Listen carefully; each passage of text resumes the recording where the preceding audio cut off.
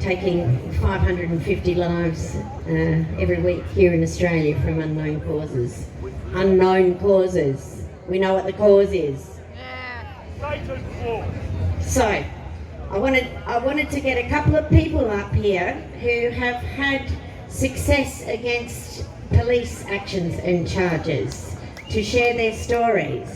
So I think that's quite powerful. I'm hoping, you know, in the background there's all this legislation that means that whatever whim they come up with, or, you know, so-called plague, they'll have even greater powers to lock us up, lock us in our homes, and if we go out, lock us in a jail cell. So it's really important to know that along this journey in the last 18 months to 2 years, there's been some wins. So Graham Lyons, you know, is going to come up first. He was charged with refusing, as he calls it, the fake COVID test. And gee, I'd like to see a lot more people refusing the fake COVID test, because the fake COVID numbers will go right on down, won't they? Yep. When they stop swabbing the poor captives in the aged care facilities. So Graham first, and then he'll be followed by Wally, who had 3 counts of hindrance of the Emergency Management Act. And I think that's a title to be very proud of, Wally and Graham. So Graham, you come up first.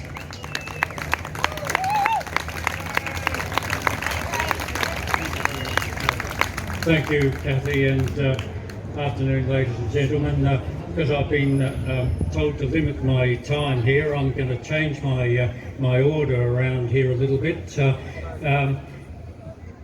The pathetic cowardice of the totalitarians has been on full display recently. They're so afraid of just one person, you know who I'm talking about, David Icke, that they've banned him from 26 countries in Europe for 2 years for telling the truth about them. And let's not forget that that ban also includes the USA and Australia since 2019. According to David, there are 3 types of people. I would suggest there are perhaps 4 if we include the perpetrators themselves in this, but there's some debate as to whether they're actually people or not. If we leave them out, we've got 3. The first group are those who just go along to get along. They believe all they're told by the mainstream media, the fake news media, the Judas goat media, as I call them, and the governments, and they obey everything they tell them to do. The second group actually can see that tyranny is being imposed, but they haven't quite got the courage to stand up against it. They're too afraid of their peer groups, and they're afraid of losing even $1 of their incomes were they to do that. The third group are the true renegades. They're us here. We comprise the members of the third group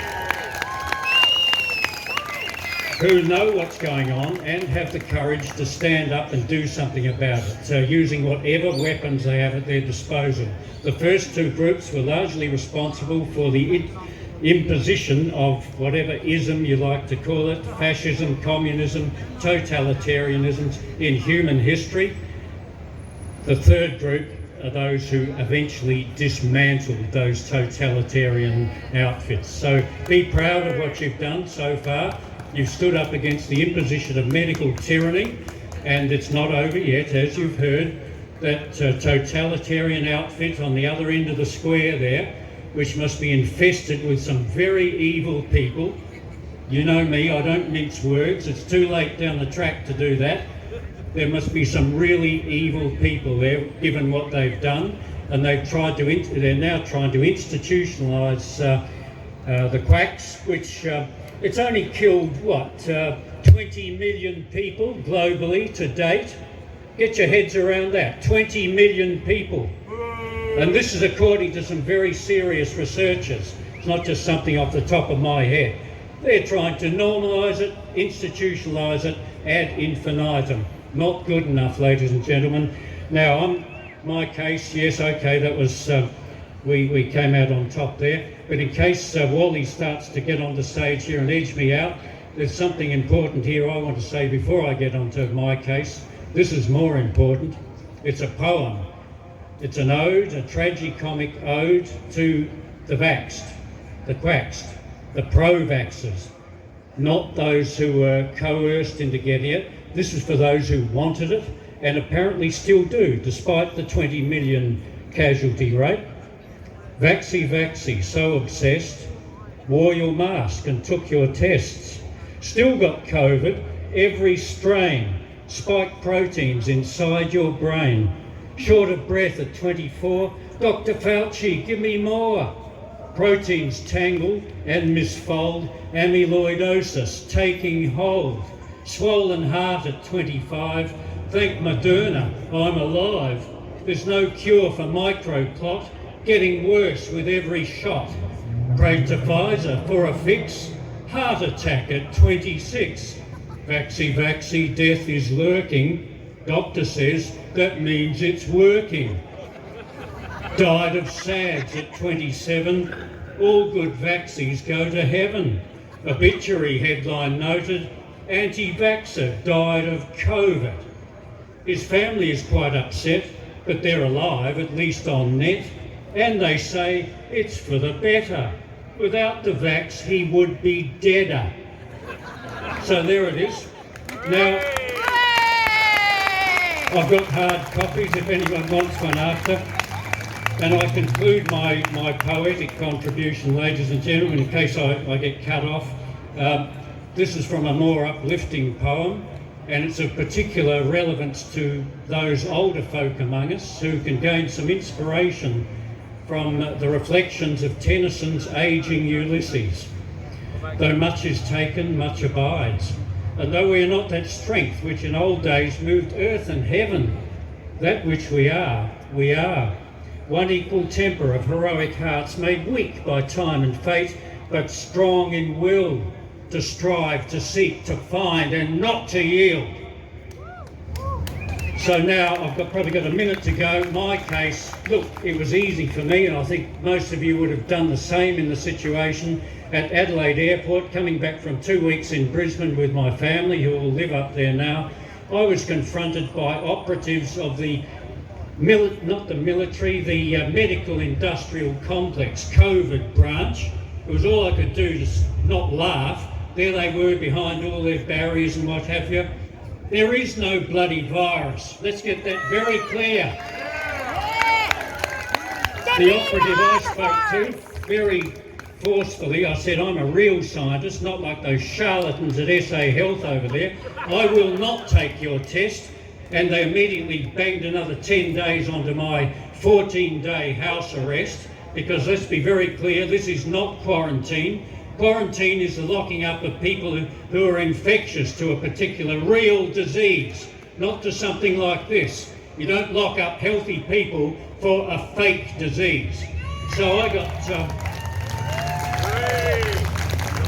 got 24 days locked in my own home. It wasn't too hard to endure because my cat was there for company. She's my best friend. And I had a lot of bookwork to do, got the garden in very good shape. During that time, I was visited by 10 police officers, if you please, to make sure I hadn't absconded. And then I was hit with a $1,000 fine, and I told them I wasn't going to pay it, so I was summoned to court after a delay of 5 months. You've got to realise the process in these cases is often the punishment. Anyway, it didn't bother me. I consulted Stuart Lindsay and some others. He's my legal advisor. And then we finally got to court. I never actually got in there because I refused to wear a face nappy.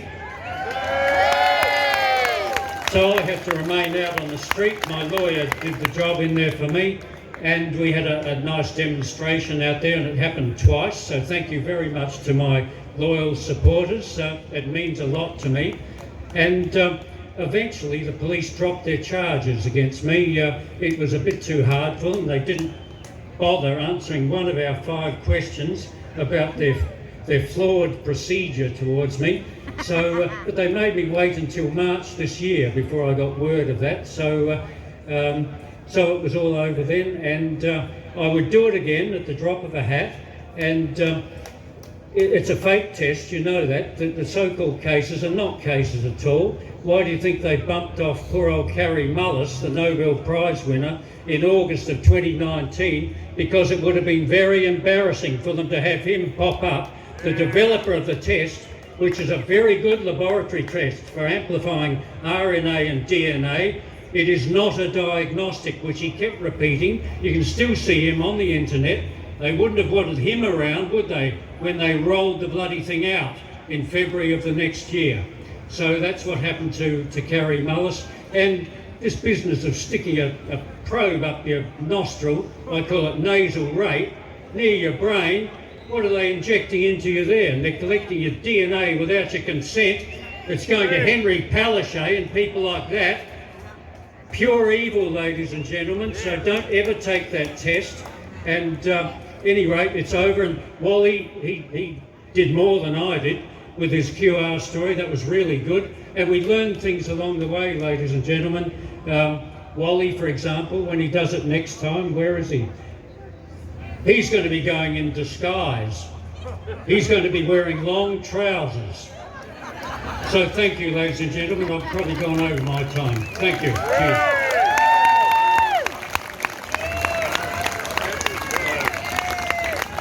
G'day people, thank you so much for being here.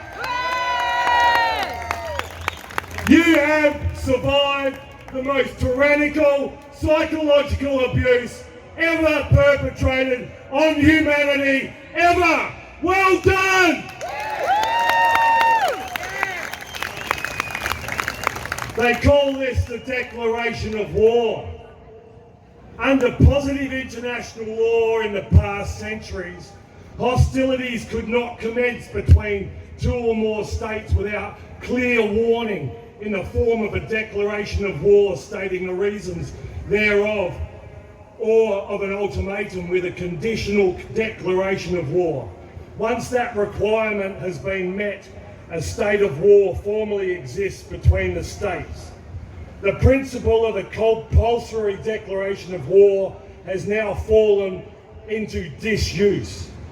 In practice and under customary law, a declaration of war is no longer necessary for a state of war to exist.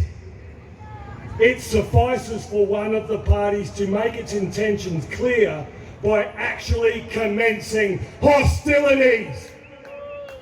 Similarly, a formal declaration of war is not necessary for the application of international humanitarian law, i.e. welcome the WHO, the WEF and the UN to your shores.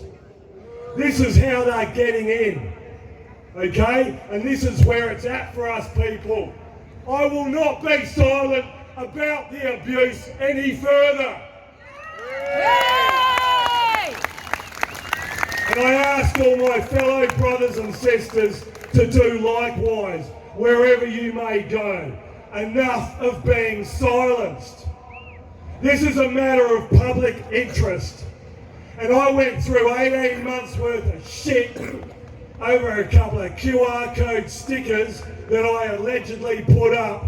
And I quote Magistrate Wells saying, the reason for the withdrawal of this matter is there is no evidence.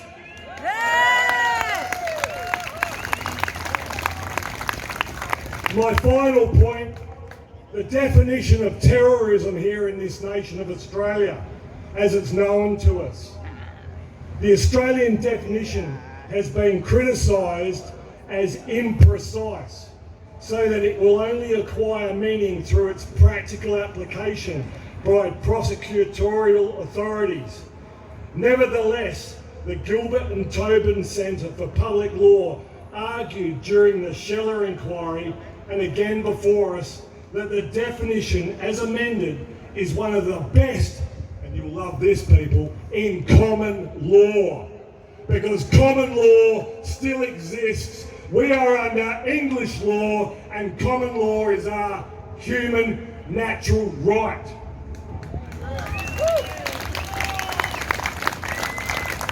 And just to top it off, some of the parameters are advance a political, ideological or religious cause, coerce or intimidate an Australian or foreign government or the public or section of the public, including the foreign public.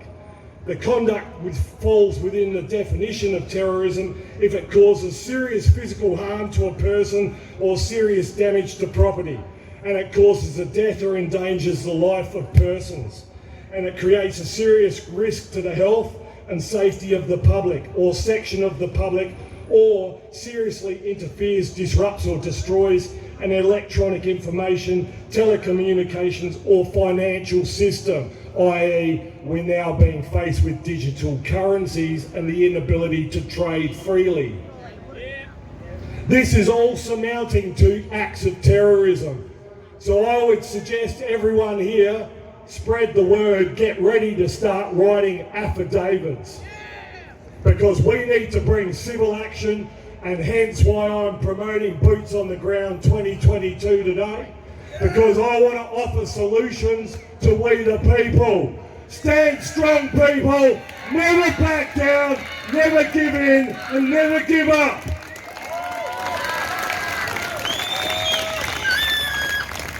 Good on you, Wally.